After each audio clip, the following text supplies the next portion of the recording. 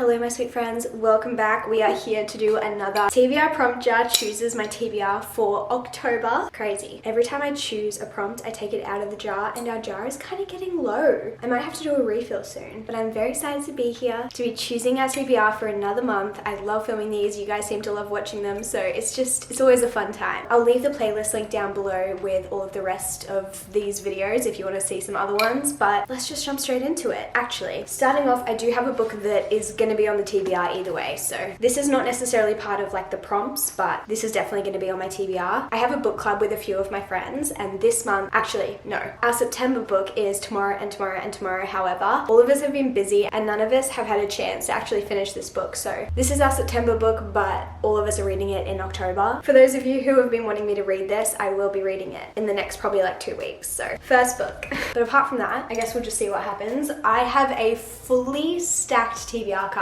I was gonna say I don't know how this happened, but I do. I've been shopping and I'm not mad about that, but there are consequences, and now we have a very full TBR cart, and to me that seems a little bit overwhelming. However, it does make for a great TBR prompt video because we have so many options, and when I say that there are also books around the back, there are also books around the back. So we have a lot of options, and I would love this month to really cull the TBR cart, aka read a lot of books so that they're on the actual shelf, not on the TBR cart, but we'll see how we go. We'll see how we go. Prompt number 1. A book published more than 5 years ago. I feel like there's probably a lot of options for this. What is 5 years ago? 2018? Why does that not feel like that long ago? When was this published? Part of this says 2018, part of this says 2019, so I feel like that's too close. Kind of towing the line a bit there. This is hard because I don't know what I'm in the mood for this month. Like, I feel like last month I had literally the best TBR ever because I knew exactly what I wanted to read. This month I just like don't know what I feel like reading.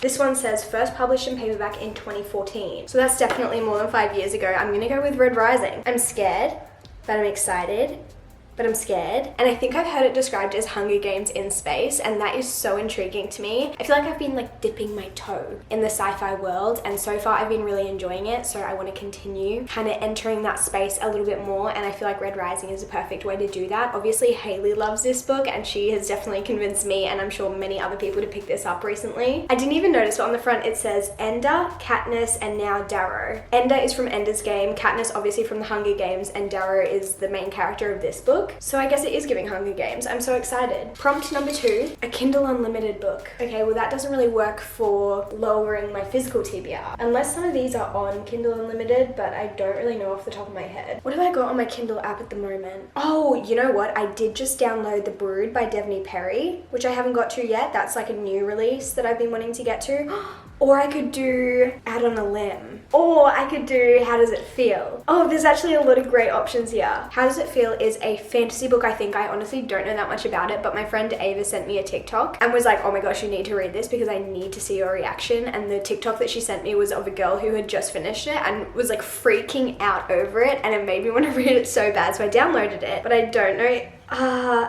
I don't know. I think I'm gonna do The Brood by Devney Perry because that is the last book in the Calamity Montana series that I've been reading. And so I feel like I need to like finish that, you know? And I feel like because I've been focusing so much on my physical TBR, if I don't put it on my TBR, I'm just like not gonna get to it. But I also really do want to read Out on a Limb really soon. So hopefully I'll get to both, but I'm gonna put The Brood on my official monthly TBR. The Calamity Montana series by Devney Perry is a small town romance series with interconnected standalones. Each book follows a different couple. I'm not gonna lie, like Devney Perry books aren't necessarily like the best books ever written to me, but I just have a lot of fun with them. They're kind of like those books that I pick up when I don't want to think about anything, and a lot of them are like 3 stars for me, 3.5 stars, but like in the best way possible. You know, when you just like need to pick up a book that you're just like, I don't want to think, I just need a bit of escapism, I just need a little bit of a small town cutesy romance. Are they all kind of the same? Yeah. Is it going to be a 5-star book? Probably not, but am I going to have fun?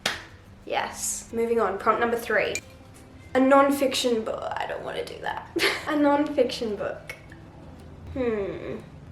Is this non-fiction? Oh, guys, I can't get it out because this thing is so packed, because the back of it is packed as well. Like, I actually don't know if this is fiction or non-fiction. I'm gonna have to literally Google it. This is Slow Days, Fast Company by Eve Babbitt. I've been wanting to read an Eve Babbitt's book for the longest time, but I keep putting it off. This book is literally so tiny, so I don't know why I'm so scared to pick it up, but I am. I think I'm just scared because this is like what the cool girls read. Like the girls who read literary fiction, like this is the type of books they read. And I've just got to say, there's no like right or wrong way to read books. There's no genre that is like elite over the rest of them. But I do just think the literary fiction girlies are really cool. I do. Why is no one telling me if this is fiction or non-fiction? Like in my brain, this is non-fiction, but I'm like, have I just like decided that? Or is that actual real information? Biographical fiction. So it's like half real, half not? What? It says a series of seemingly biographical essays with an admixture of fiction. You know what? I'm just gonna go with it. So it sounds like she wrote this book about her life, but kind of just like sprinkled in some fiction, and I guess we don't know what's true and what's not, but that sounds really fun to me. To be completely honest, I feel like I'm not the person to ask about Eve Babbitt's, like I don't know that much about her, but from what I've heard, she was like the it girl in like the 60s and 70s, I think. And apparently she just wrote about obviously like being an it girl and kind of just like what it felt like to be very well known and what it was like to go to parties and all the glamorous kind of sides of things, and probably the not so glamorous side of things as well. But that just really intrigues me. I love books that have that kind of like old glamour vibe to them. So yeah, I'm just super intrigued. I honestly don't know what to expect from this, but I am excited, and this is on my 2023 TBR, like 23 books to read in 2023. And so I need to read it at some point, so why not now? Prompt number 4.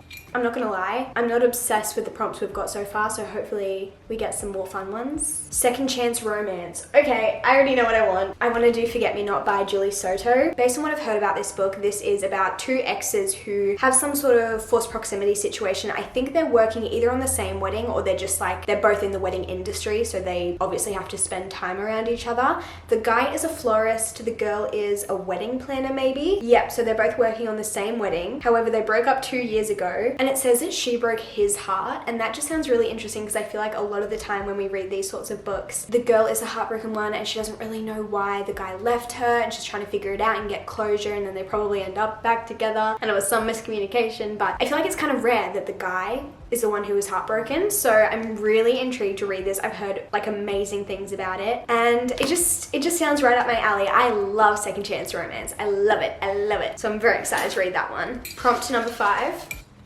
Black Spine. Okay, we have a few options here. I know that this is not like completely black, there is some other color to it, but a lot of it is black. But this is Arch Enemies by Marissa Meyer. This is the second book in the Renegades trilogy. This was actually on my TBR last month and I really wanted to get to it, but I just honestly did not get a chance. And I actually did try and pick up the audiobook of this one so that I could read it or like listen to it whilst I was reading other books, because that was like the only way I was going to be able to get to it. And I started it and I just like, the audiobook wasn't for me. I loved the first book in this trilogy so much, so I really want to like give this book a proper chance. And sometimes audiobooks just like aren't the best way to consume a story. Sometimes they really are. Like sometimes I think the audiobook is better than reading the physical book, but I think for this scenario, I just think I'm going to enjoy it more if I read the physical book. So I put it down, returned the audiobook back to the library, and I was like, I'm just going to wait till I actually like have time to sit down and read this. So it's back on the TBR for a second month in a row, but I'm really, really excited to pick this up at some point. This is YA sci-fi, and the story just surrounds like a bunch of superheroes, and it's so fun. I think if you've been wanting to try sci-fi but you're a bit intimidated, this series is the perfect place to start because it's really like not too hard to understand at all. I feel like it's really fast paced. There's a lot of adventure. There's like secret identities, and obviously all the characters have different powers, which I feel like is just so fun to read about. And it's also just like fun seeing them in like fight scenes or like mission scenes together because everyone's using their own little powers, and seeing how they all utilize them differently. Like I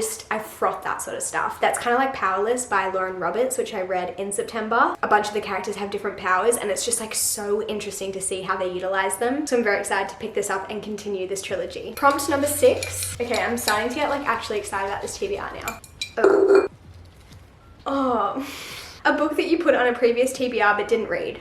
Well, I could have used Arch Enemies for that, but I didn't. I've probably put a lot of these books on previous TBRs. I've definitely put Ninth House on a previous TBR, Open Water. One Day I've definitely done, More Than Words I've definitely done. Reckless Girls was on my TBR for last month and I didn't get to it, but I also like literally have not wanted to pick that book up once, so I don't want to pick that. What do I feel like? I feel like I should do One Day, but I don't want to. More Than Words would also be a great one to get off my TBR because it's been on there for so long. I'm gonna do one day. How many TBRs has this been on? I actually don't know. If I don't read this month, I'm gonna DNF it. Like, I'm putting it in my donation pile because this doesn't deserve to be on the TBR cart if I continue to not read it. Yeah. This is supposed to be a really like deep emotional romance. I think it's kind of like The One That Got Away vibes, or like Right Person, Wrong Time vibes. So I don't know. We'll see. There are still so many books on this cart that I really want to read this month. I mean, obviously I can read them even if they're not on my TBR, but like I was really hoping to make them work for my TBR, and doesn't look like it's gonna happen. I don't know how many of them are gonna make it onto the TBR. Prompt number 7. Ooh, the word you in the title. We have Say You Swear. What else do we have? No, is that literally it? I don't even know if I have anything on this side. I guess I'm gonna have to do Say You Swear by Megan Brandy. I only got this recently, but I know that it was super popular a little while ago. I feel like it's just one of those books that I just like didn't hop on the bandwagon of when it was really popular, but it's always just like been in the back of my mind as something that I really want to read, and it recently got traditionally published here in Australia by Hachette. What? It says on the front, they say first loves last forever. I hope they're wrong. I'm scared, but I'm also excited. Moving on to our 8th prompt. I'm not gonna lie, I kind of want to do 10 today. Shall we just do 10? Just like send it? Why not? Watch me get the worst prompts ever now that I've said that.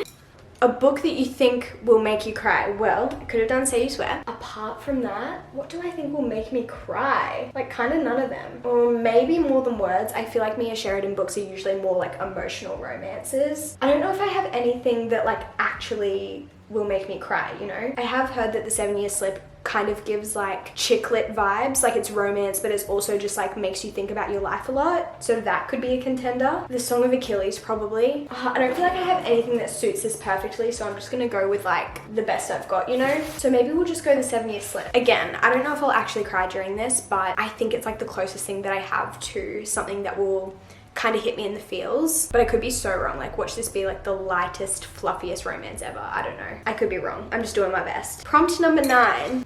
They're all getting caught on each other. A book that's been on your shelf for over a year. I hate prompts like this. I think More Than Words might have been on my shelf for over a year. A lot of these ones are kind of newer. The Family Doctor I could do. Probably Ninth House I could do. The Song of Achilles I could do. Is this the month I read Song of Achilles? No. Maybe I'll do More Than Words. Again, this is one of those books where it's like, I don't know why I'm putting this off. Like, I don't know why I'm not reading this book. I have enjoyed every Mia Sheridan book that I've picked up. Obviously, like some more than others, but like all of them I've enjoyed. They're often more of a deep emotional romance. A lot of the time there's like trauma involved, but I really enjoy deep emotional romances. And I think this is like childhood friends to lovers. So let's finally get this off my TBR. Last prompt. Again, there are still so many books on this TBR cart that I was really hoping I'd be able to get to this month. One word title. You know what? I'm gonna go with Foxglove by Adeline Grace. I'm also just thinking about all of the new releases that are coming out in October, which I also want to read. October's gonna be a big month. I don't know if I'm gonna be able to finish this TBR. But anyway, Foxglove by Adeline Grace. This is the second book in the Belladonna trilogy. I don't know if there's another name for it. There might be. I read Belladonna earlier this year and I really enjoyed it, and so obviously I want to continue the series. I love the cover of this book and the first book as well. Like, I think they're so beautiful. And I'm very excited to read this and get it off my TBR cart and onto my shelf next to my copy of Belladonna, because they're just gonna look so beautiful next to each other. But this is a YA gothic fantasy, and at least in the first one there was like quite a large romance plot and mystery plot, so I'm assuming this will kind of continue that. So I'm very intrigued. Let me just do some rearranging and then we'll do a bit of a recap. I think I'm gonna regret being this ambitious, but it's done now. First up, we have my book club pick, which is Tomorrow and Tomorrow and Tomorrow. Then we have Foxglove by Adeline Grace, Red Rising, Slow Days, Fast Company, Arch Enemies, Say You Swear, Forget Me Not, One Day by David Nichols, The 7-Year Slip.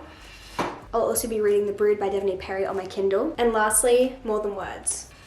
Will I be able to finish this monthly TBR? Honestly, I don't have a lot of faith in myself, but we'll try, as we do every single month. If you would like to see reading vlogs with any of these books in particular, please let me know. But otherwise, I'm sure a lot of these will be featured in some way or another, or of course in my wrap up at the end of October. I'm excited. I feel like we've got a good mix of things. We've got some sci-fi, we've got some fantasy, we've got some literary fiction, we've got kind of non-fiction, a lot of romance. And I didn't read a lot of romance in September, so it might be nice to kind of take a break from a lot of fantasy, because that's what I've been reading a lot of. In saying that, I am definitely still in my fantasy mood, but we'll we'll see how we go. If you guys want to see which books from my TBR that I did read in September last month, stay tuned because I'll have my wrap up coming, I think early next week. But I love you guys so much. I hope you all have a fantastic day or night whenever you're watching this, and I will see you guys in my next video very soon. Goodbye.